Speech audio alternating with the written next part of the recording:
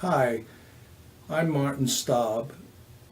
In the fall, I'll be teaching a course, Comparative Regional Economic Development, CRED, or CRED for short.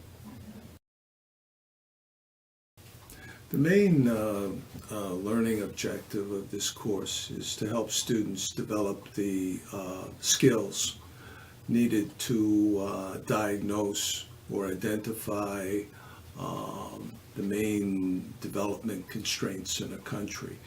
And then on the basis of that analysis, propose realistic solutions or to give realistic policy advice. So we seek to achieve this objective by basically looking at countries from across the developing world in the different developing regions, Asia, Africa, Latin America, Middle East, trying to identify those factors that explain the major differences in growth and development performance across these countries. So let me tell you a little bit about how the course is organized. The course is organized into 5 segments or modules, as I sometimes call them. These segments correspond to the 5 major developing regions of the world: East Asia, Sub-Saharan Africa, South Asia, Latin America, Middle East and North Africa.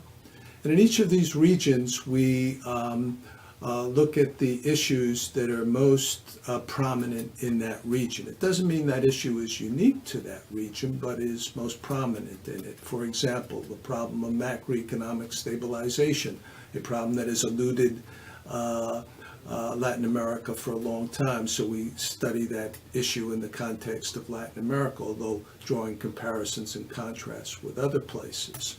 How to initiate economic growth in the first place, not just sustain it, but initiate it, is a problem that Africa, Sub-Saharan Africa, has faced. And so we tackle that problem in the context of Sub-Saharan Africa.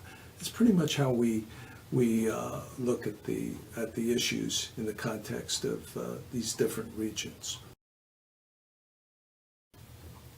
Well, before anyone can begin considering constraints and proposing solutions, you really have to have an idea of what has worked and not worked in different countries. And this course gives you a fairly good comprehensive overview of that, what the record has been. So I would think for development concentrators, it's an ideal fit.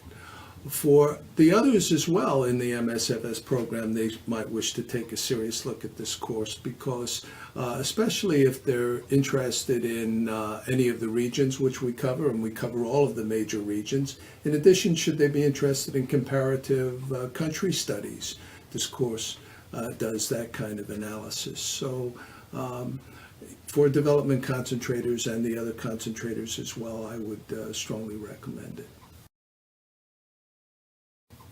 Well, before teaching at Georgetown, I worked for the World Bank some 22 years, and before that with the Asian Development Bank for about 6 years.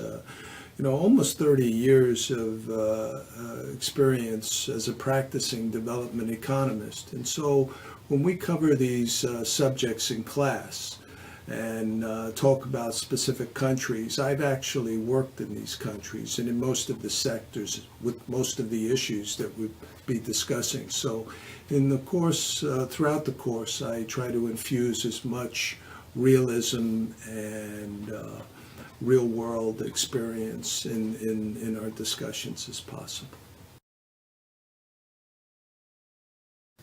The course is taught basically on a seminar style basis, a lot of discussion, and it's organized around debates. I organize the class into debates, divide up into teams. We also have panel discussions where students make a short presentation, 5 minutes in class, on a topic from the readings for that week. So there's a lot of class participation. And at the end of every module or segment covering one of the major regions, there's a short paper, 5 double-spaced pages, which is due at the end of each segment, drawn on a topic drawn from the readings. So that's basically what we do during the course.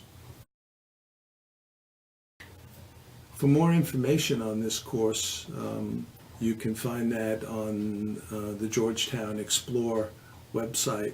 I've listed filed my syllabus there, so hopefully you'll find that helpful. But if you would wish to talk further, please email me and we can correspond by email, or we can get together and talk about it.